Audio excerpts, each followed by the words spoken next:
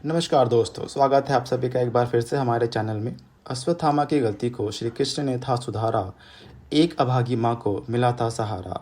हो लंबी आयु बढ़ाए परिवार का दान, माँ रख रही है व्रत, तुम करो कुल का गुणगान। आप सभी माताओं बहनों को जितिया व्रत की ढेर सारी शुभकामनाएं। हर साल जितिया का व्रत माताएं अपने बच्चों की खुशहाली, सुख, समृद्धि और उनकी लंबी आयु की कामना के लिए रखती हैं। और साथ ही जिन महिलाओं को संतान की प्राप्ति नहीं होती, वह भी संतान प्राप्ति के लिए इस व्रत को रखती हैं। इस दिन माताएं भगवान जीमूत वाहन की और चील सियारिन की पूजा करती हैं। जितिया व्रत को ज्योतिया या जीवित पुत्री का व्रत के नाम से भी जाना जाता है और हर साल अश्विन मास के कृष्ण पक्ष की अष्टमी तिथि को यह व्रत रखा जाता है। इस व्रत के नियमों का पालन छठ पर्व की तरह पूरे 3 दिन तक किया जाता है और यह व्रत मुख्य रूप से बिहार, झारखंड, उत्तर प्रदेश के कुछ ही जगहों में रखा जाता है। इस व्रत में पानी की एक बूंद भी नहीं पी जाती है। जो भी माताएं व बहनें इस व्रत को रखती हैं, उनकी संतानें अपने जीवन में खूब तरक्की करती हैं और ऐसी माताओं को अपने बच्चों का वियोग भी सहना नहीं पड़ता है। जितिया का व्रत एक ऐसा पर्व है जिसमें मछली खाकर भी पूजा की जाती है। आमतौर पर सनातन धर्म में लोग पर्व या व्रत से एक दिन पहले मांसाहार को त्याग देते हैं। यहाँ तक कि कई सारे लोग लहसुन प्याज तक खाना छोड़ देते हैं। लेकिन जितिया के पर्व में ऐसी मान्यता है कि मछली और मड़ुआ की रोटी खाकर इस पर्व की शुरुआत की जाती है। लेकिन जिन जगहों पर ऐसा नियम नहीं है, वहाँ पर केवल सात्विक भोजन ही एक दिन पहले करना चाहिए। आज के इस वीडियो में मैं आपको बताऊंगा कि जितिया व्रत का संपूर्ण पूजा विधि क्या है, आपको किस प्रकार से पूजा करनी है, किन किन बातों का ध्यान रखना है। जीवित पुत्रिका या जितिया व्रत रखने से एक दिन पहले नहाए खाए का दिन होता है और अगले दिन यानी खरजोतिया के दिन आपको सुबह से निर्जला व्रत रखना होता है। और जितिया व्रत की जो भी पूजा है मुख्य रूप से वो शाम को प्रदोष काल के समय में की जाती है। तो सुबह से तो आप व्रत रखेंगे, लेकिन शाम को पूजा करने से पहले भी आप एक बार स्नान कर लें, साफ स्वच्छ वस्त्र पहन लें, अच्छे से श्रृंगार कर लें, सिंदूर या महावर आदि लगा लें। और पूजा करने के लिए अब आपको एक लकड़ी की चौकी बिछानी है। मुंह आपका पूर्व या उत्तर दिशा की ओर होना चाहिए। चौकी पर लाल या पीला वस्त्र आपको बिछाना है। फिर तुरैया झिंगनी का पत्ता आपको लेना है, या अगर आपको यह पत्ते ना मिले तो आप पान का पत्ता भी ले सकते हैं।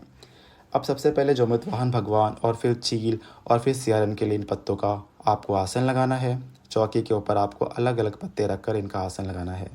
अब पूजा के लिए रखे गए चावल में थोड़ी सी हल्दी और पानी डालकर उन्हें पीला कर लें, क्योंकि तिलक लगाते समय पीले अक्षत चढ़ाए जाते हैं।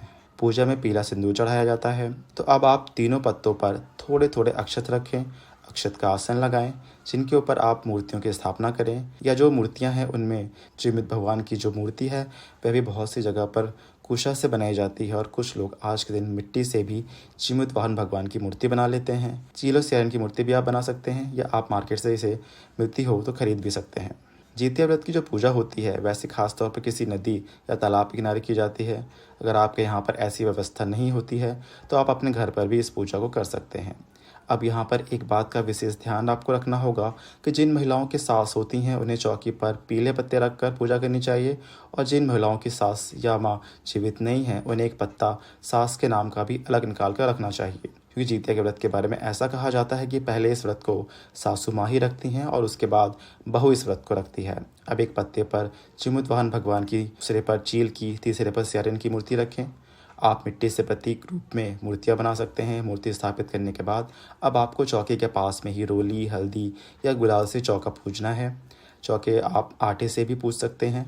अब सबसे पहले हमें गणेश भगवान की पूजा करनी है। मुख्य रूप से उनकी पूजा सबसे पहले करी जाती है। एक सुपारी में आप कलावा बांधकर पान के पत्ते के ऊपर उस सुपारी को गणेश भगवान का प्रतीक मानकर स्थापित कर लीजिए। अब एक पुष्प की सहायता से जल छिड़क कर भगवान श्री गणेश जी को स्नान कराइए। फिर वस्त्र रूपी कलावा अर्पित करें। गणेश भगवान को हल्दी और अक्षत से तिलक लगाएं। पुष्पमाला या पुष्प अर्पित करेंगे। अगर आप नदी किनारे पूजा कर रहे हैं तो आपको यह ध्यान रखना है कि आपको अलग से कलश की स्थापना करने की आवश्यकता नहीं है। अगर घर पर आप पूजा कर रहे हैं तो कलश की स्थापना भी करना जरूरी है। आप दीप कलश की स्थापना भी कर सकते हैं। दीप कलश की स्थापना करने के लिए आप एक लोटा उसके कंठ पर कलावा लपेट दें 3 बार, और फिर उसमें गंगा जल मिलाकर शुद्ध जल भरें। गंगा, यमुना, कावेरी नदियों का स्मरण करें, उनका आवाहन करें। अब जल के लोटे में अक्षत, सुपारी, एक सिक्का और हल्दी की गांठ अगर आपके पास है तो आप डालें। हल्दी की गांठ नहीं है तो आप एक चुटकी हल्दी पाउडर भी डाल सकते हैं। थोड़े से पुष्प और अक्षत कलश के अंदर डालें और उसके बाद आप कलश में आम या अशोक के या फिर पान के 5 पत्ते या 7 पत्ते लगाएं। इसके बाद आप चावल या गेहूं से भरी हुई एक कटोरी कलश के ऊपर रखें और उस कटोरी के ऊपर आपको अब दीपक जलाकर रखना होता है, जिसे हम दीप कलश कहते हैं। इस तरह से आप दीप कलश की स्थापना कर लेंगे। इसके बाद आपकी मुख्य पूजा शुरू होगी। पूजा करने से पहले आप अभी अभी आपने जो दीप कलश की स्थापना की है उसकी पूजा करनी है। दीप कलश पर आप रोली, कुमकुम, अक्षर से तिलक लगाकर या स्वास्तिक बनाकर पुष्प अर्पित करें। हाथ जोड़कर दीपक को प्रणाम करें, क्योंकि जो दीपक होते हैं वह हमारी समस्त पूजा के साक्षी होते हैं। अब धूप जलाकर सभी भगवान को दिखाएं। जीवित वाहन भगवान चील, सियारन और गणेश भगवान जी को धूप दीप दिखाएं। ध्यान रखें कि जो दीप कलश की स्थापना में आपने दीपक ऊपर जलाकर रखा है उसे आपको बार बार नहीं हटाना है। दीप दिखाने के लिए आप अलग से एक दिया और जलाकर रख सकते हैं, और जब आप आरती करते हैं उस समय भी आपको यह दिया नहीं हटाना है। अलग से आप कपूर जलाकर या अलग से जो दिया आपने जलाकर रखा हुआ है उससे ही आपको आरती करनी होती है। इस व्रत में धागे या फिर सोने या चांदी का जीतिया का लॉकेट पहना जाता है और उसकी पूजा भी आपको इस दिन करनी होती है। अब चौकी पर विराजित जीवित भगवान चील और सियारन को जल का छींटा देकर स्नान का भाव करेंगे। जीतिया के धागे पर आपको केवल जल का छींटा लगाकर तिलक लगाना होता है, और इस जीतिया के धागे या लॉकेट को आपको झिंगनी के पत्ते या फिर पान के पत्ते पर रखना होता है। आप जीवित भगवान को चंदन रोली का तिलक लगाएंगे। जीवित वाहन भगवान जो हैं वह गंधर्व राजकुमार हैं। जीवित वाहन भगवान के बाद चील और सियारन को पीला सिंदूर का तिलक लगाएंगे और अब जीवित वाहन भगवान को जनेऊ अर्पित करेंगे। हाथ जोड़कर सभी को प्रणाम करेंगे।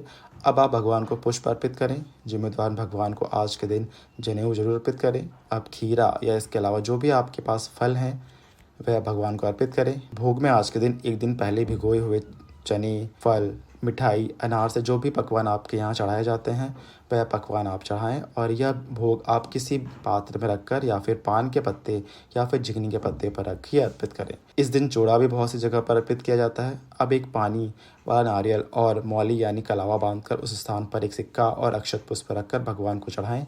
जीवित वाहन भगवान को यह अर्पित करना होता है। ध्यान रखें कि पूजा करते समय मंदिर में कुछ दक्षिणा जरूर रखें, जिससे अगले दिन आप किसी को दान दे देते हैं। अब हाथ में थोड़े पुष्प और अक्षत लेकर व्रत की कथा सुने या पढ़ें। अगर कोई पढ़ने वाला ना हो तो खुद भी आप पढ़ सकते हैं। अगर आपके पास किताब है तो किताब की पूजा भी आपको करनी चाहिए। किताब को आप तिलक लगाएं और उसके बाद कथा का शुभारंभ करें। कथा करने के बाद आपको आरती करनी है। आरती करने के लिए अपने से एक दीप जलाकर या कपूर जलाकर आप आरती कर लीजिए। सबसे पहले गणेश भगवान को, फिर जीवित भगवान को, फिर चील और सियारन की आरती करने के बाद जल से 3 बार आचमन करके प्रणाम करें। दिन भर उपवास रखने के बाद शाम की पूजा में 3 बूंद जल से आप आचमन यदि करते हैं तो इससे व्रत खंडित नहीं होता।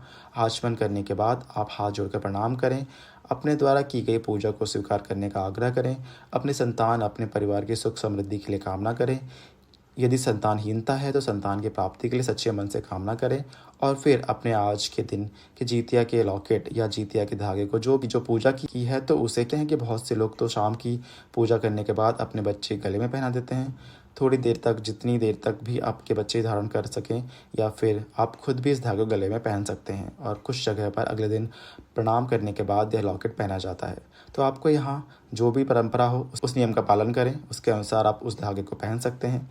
आरती करने के बाद कुछ जगह पर ऐसा भी नियम होता है कि खीरे पर थोड़ा सा घी लगाकर, जो खीरा आपने भगवान को चढ़ाया है उसी पर आपको थोड़ा सा घी डालकर जिस दिए से आपने आरती की है उसकी लौ के ऊपर रखा जाता है, जिससे काजल बनाया जाता है, और उस काजल को जो खीरे में इकट्ठा हो गया है उस ऊपर से बच्चों की आंखों पर लगाया जाता है। कुछ जगह पर आज के दिन सरसों का तेल रखा जाता है, जिसे पूजा करने के बाद बच्चों के सिर पर लगाया जाता है। इसे जीवित भगवान का आशीर्वाद माना जाता है। और इस व्रत में ब्राह्मण या ब्रह्माणी के लिए सेधा भी निकाला जाता है, जिसमें चावल और अक्षत रखे जाते हैं। इसके अलावा आप फल, मिठाई, दक्षिणा जो भी आपकी सामर्थ्य हो वह भी आप सीधे में रखें। और बहुत सी जगह पर शाम की पूजा करने के बाद बयाना या सीधा भी दिया जाता है। कुछ जगह पर अगले दिन दिया जाता है। अपने यहाँ की जो भी आपकी परंपरा हो उसका पालन कीजिए। यह होती खरजूतिया की पूजा, यानी जिस दिन आपने निर्जला व्रत रखना है उस दिन की पूजा विधि। और जो एक दिन पहले आपको ध्यान रखना है वह यह होता है कि इस व्रत में एक दिन पहले यानी नहाए खाए के दिन जो भी व्रती महिलाएं होती हैं उन्हें स्नान करने के बाद मड़वा की रोटी, नोनी का साग, झिंगनी की सब्जी आदि ग्रहण करनी होती है। बहुत सी जगह पर इस व्रत को मछली खाकर भी शुरू किया जाता है। एक ही बार भोजन सप्तमी के दिन किया जाता है। इसके बाद फिर कुछ भी ग्रहण नहीं किया जाता है। और व्रत पालन के दिन सुबह सूर्योदय होने के बाद यानी सूरज उगने के बाद आपको जल ग्रहण करना होता है। जो भी पकवान आपके यहाँ भोग में लगाए जाते हैं, मान्यताओं के अनुसार आपको वो पकवान या जल या कच्चा दूध ग्रहण करके व्रत का पालना करना होता है। व्रत पालन कैसे किया जाता है, इसके लिए अलग वीडियो आपको मिल जाएगी। आपको यह जानकारी कैसी लगी हमें कमेंट्स करके जरूर बताएं, वीडियो को लाइक करें और ऐसी ही कथा कहानी और जानकारी के लिए हमारे चैनल को सब्सक्राइब करें। धन्यवाद।